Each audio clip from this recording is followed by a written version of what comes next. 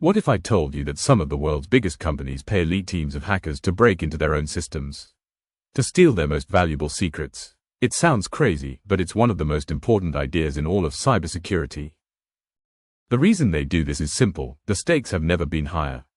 A single data breach can cost millions of dollars, destroy a company's reputation, and expose the private information of millions of people. In this high-stakes world, you can't just hope your defenses are strong enough, you have to prove it. In our last video, we explored every door, window, and secret passage into a fortress like this one. We called it the attack surface.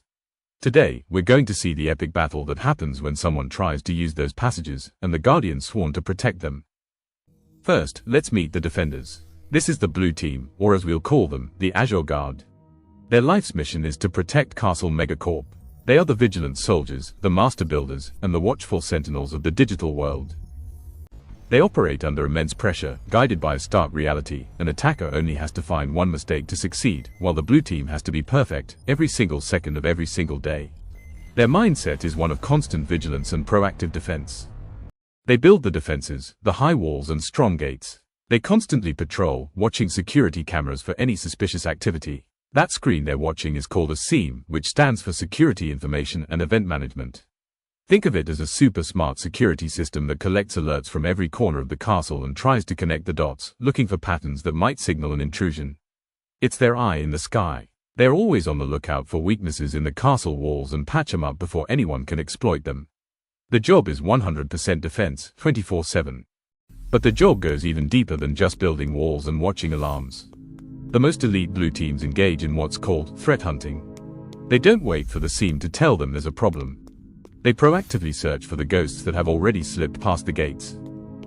They start by establishing a baseline of what normal activity inside Castle Megacorp looks like, who logs in from where, what servers talk to each other, and how much data typically flows out. Then, they hunt for anomalies. A user suddenly accessing a system from a new country, a server making a strange connection to an unknown address on the internet. These subtle deviations from the baseline could be the only clue that a crimson shadow is already inside.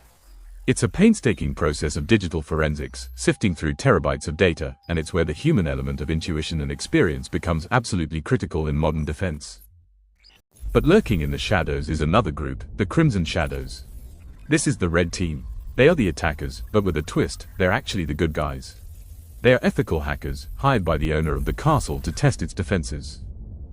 Their strength isn't just technical skill, it's creativity. They have to think outside the box, combining different tools, tactics, and psychological tricks to achieve the goals. They are masters of improvisation and relentless in their pursuit of a way in.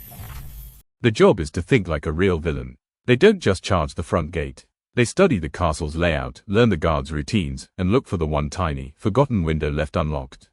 This initial phase is called reconnaissance. They scour the internet for publicly available information, employee names from social media, technologies mentioned in job postings, anything that gives them a clue about the castle's inner workings. They are digital detectives gathering evidence before the heist even begins. They use every trick in the book, from clever disguises to advanced gadgets, to find a way inside. The first move isn't a digital attack at all. It's a human one. This is called social engineering. The red team knows that the weakest link is often not a computer, but a person. This works by exploiting fundamental human psychology, our desire to be helpful, our tendency to trust, or our fear of getting in trouble. A simple phone call pretending to be from the IT department or a carefully crafted email with an urgent request can be more effective than the most advanced hacking software. By pretending to be someone they're not, they can gain critical inside information without writing a single line of code. With that piece of intel, the Crimson Shadows find their entry point. It's not the main gate, it's a forgotten piece of old technology, a server that the Azure Guard forgot to update. This is what we call a vulnerability. Think of it like a manufacturer recalling a faulty lock. The company sends out a fix, called a patch, to everyone who bought the lock. But if you never install that new part, your door is still easy to pick. For the red team, an unpatched system is an open door. They've breached the outer wall, but their mission isn't over. They are still just in the courtyard. Now, they need to get to the crown. This initial breach is just the first step in a much longer, more methodical process that cybersecurity professionals call the cyber kill chain. Think of it as the 7 stages of a heist. They've already completed reconnaissance. Now, they've weaponized a tool, the USB key, and delivered it to the target. Exploitation was that unpatched server. The next crucial step is installation, where they'll place a persistent backdoor on that server, ensuring they can get back in whenever they want. After that comes command and control, or C2, where that backdoor calls home to the red team's own servers. Only after all those steps are complete can they finally move on to the last stage, actions on objectives, using their foothold to navigate the internal network, escalate their privileges, and make a run for the data crown. Every step is a calculated move in a much larger chess game. But the Azure Guard is good. Very good. They might not know who or how, but their systems are picking up faint signals that something is wrong. These little clues are called indicators of compromise. These indicators can be anything out of the ordinary: a user logging in from a strange country, an unusual amount of data leaving the network, or a program trying to access a file it has no business touching. Each one is a breadcrumb that could lead the blue team to the intruder.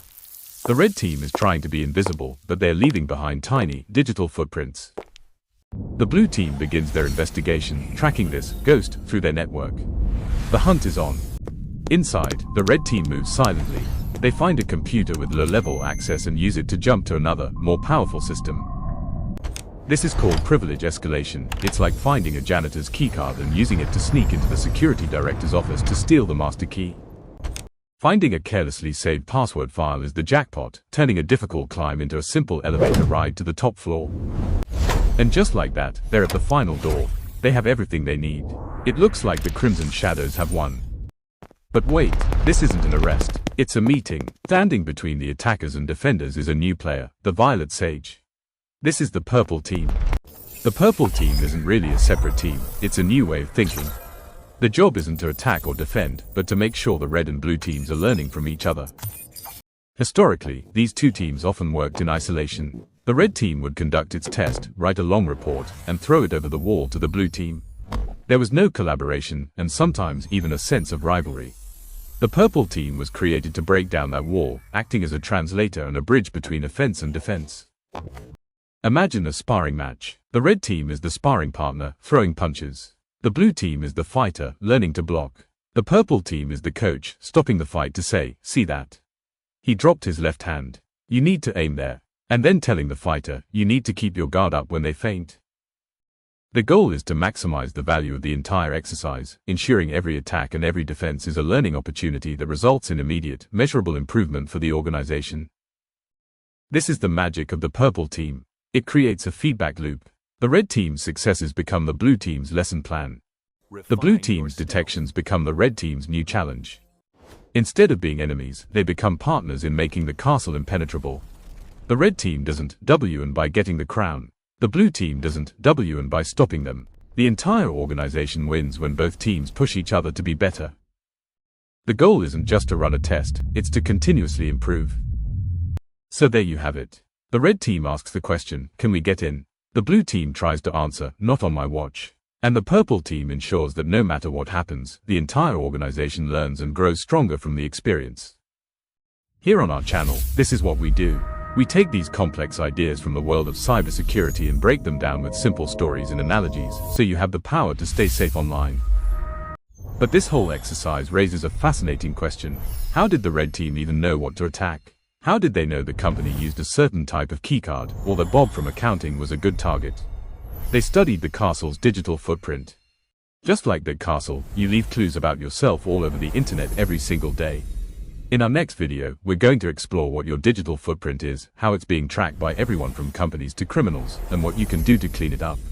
Subscribe now, so you don't miss it. In today's cyber war game, a reactive defense is a losing strategy.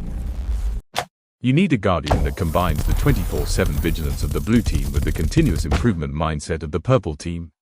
That's the power of Tileris. Our AI agents are your automated threat hunters, proactively searching for the ghost in the machine before it can cause damage. They don't just block attacks, they analyze every attempt to create a constant feedback loop that makes your defenses smarter every single day. Stop just defending, start evolving. Visit us at Tileris.com to see the future of cybersecurity in action by requesting your personalized demo.